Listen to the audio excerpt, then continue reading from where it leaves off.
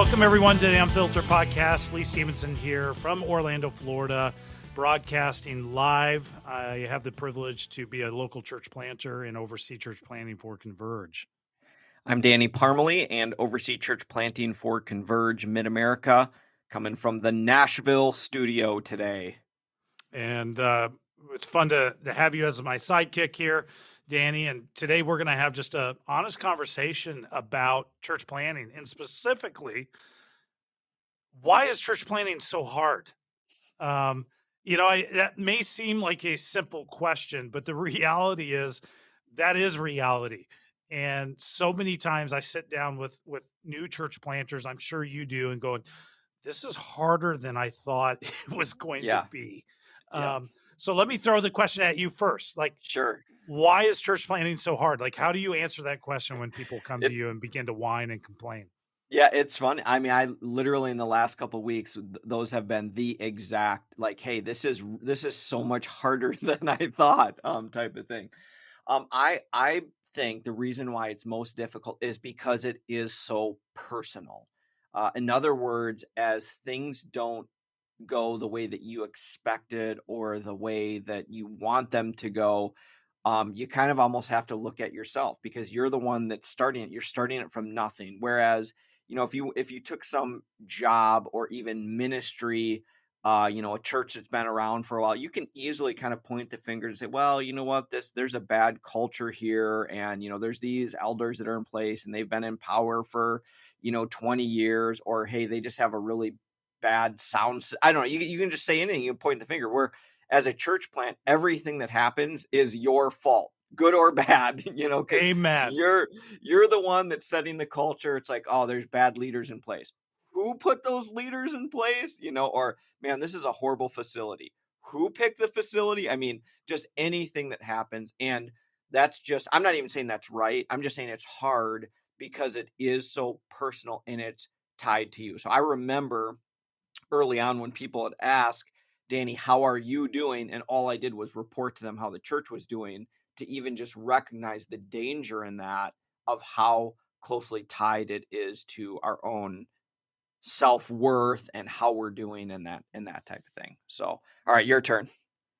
I 100% agree with that perspective, because I think there's an element of, even when the offering is good, we killed it this week.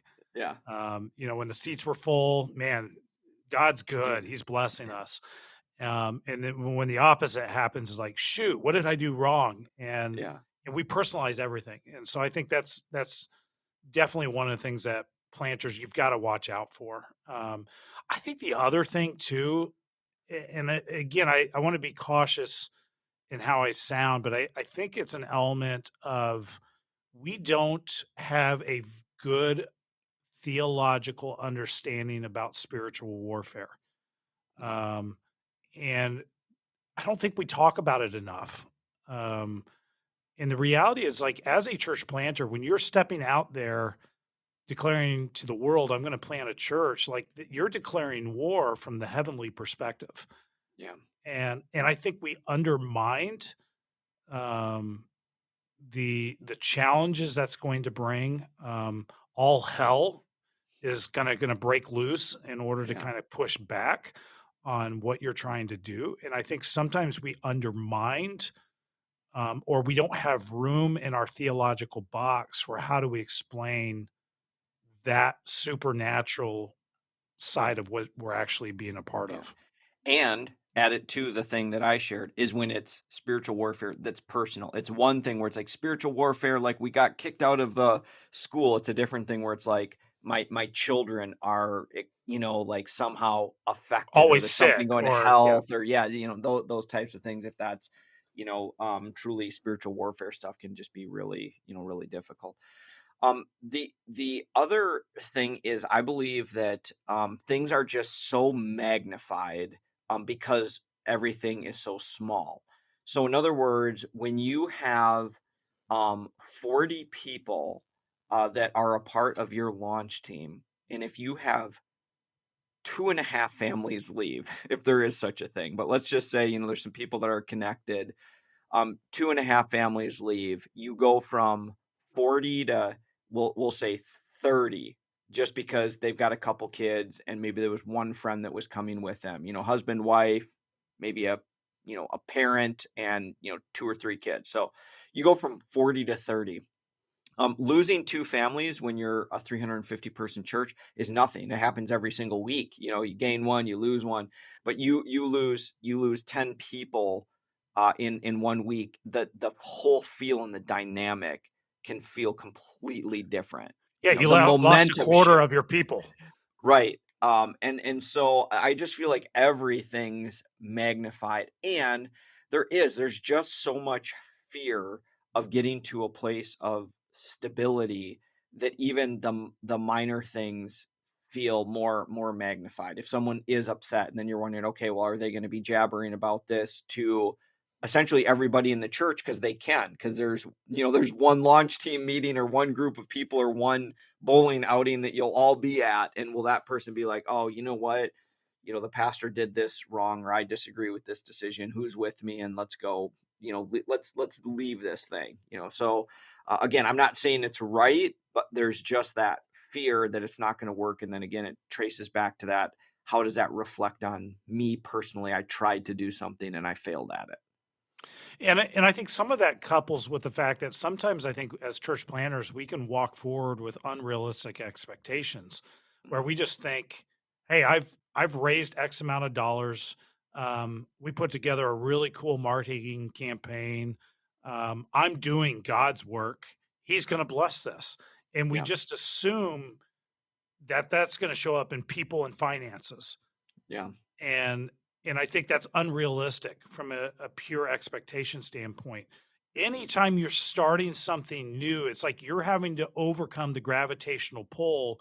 I love living here by the Space Coast because even from my backyard, I can see the rocket take off. And there's nothing quite as spectacular as a night launch and watching this ball of fire just light up the sky.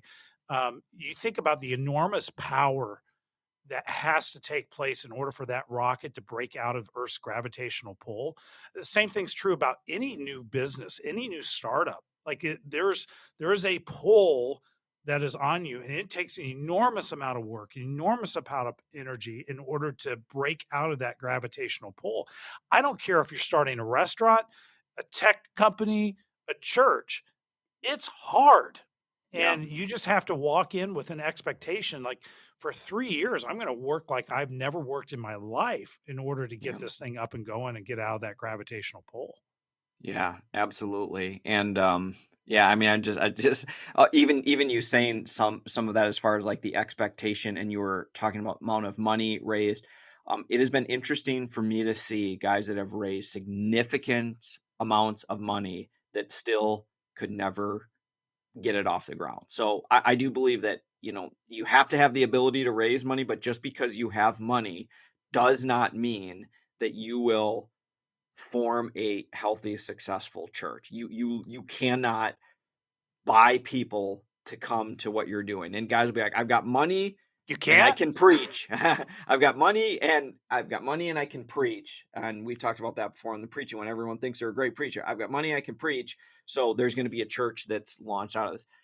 Definitely not true. I can give you examples of guys who had money, and it's you can't. And you might think that you're really, really great, but there's other great people and other great churches and other people that want nothing to do with church at all, because they're satisfied with their lives how they are, and you can't force that spiritual transformation. So yeah, it's a very, very, very difficult thing. It is. And I think you just have to see yourself as a church planner. You're in it for the long haul. Yeah. And I mean, there is a reason why there's a failure rate to church planting. Mhm. It is hard. But it is it worth it? 100%. Yeah. And so church planners that are listening to this, I want you to normalize the difficulties that exist when you're church planting. It is normal. It is normal to feel the tension. It's normal to feel defeated. It is normal to have seasons of discouragement. It is also normal to see wins. And so relax, enjoy the journey, and God's going to show you and point you through those seasons if you just allow them to. But walk into it with a normal expectation of, yeah, this is going to be hard. Yeah. My biggest words of encouragement for those that are listening is to focus on faithfulness. I'm not opposed to big vision. I'm not opposed to setting goals, not opposed to working your tail end off because you have to do that, but to focus on just the faithfulness of it and allow the results up to God. The more that you can do that and say, I'm going to be faithful to what God's called me to, I'm going to preach the word, I'm going to pastor people, I'm going to reach out, I'm going to be creative and communicate, all of those different things. I'm going to do all those things, but at the end of the day, I'm going to really trust God with the results. Some may come slow, some may not come for a while. At some point, maybe it doesn't even work. I still think if you've been faithful to it, it isn't because you failed. If you were truly faithful to what God has called you to, that's what matters in the end. And I love that perspective, Danny. It's like if you can't be faithful with 50 people, why would God ever give you 500 people? Yeah, yeah, All He asks us to do is be faithful with the things that He's placed in our hands, and do that, and enjoy life.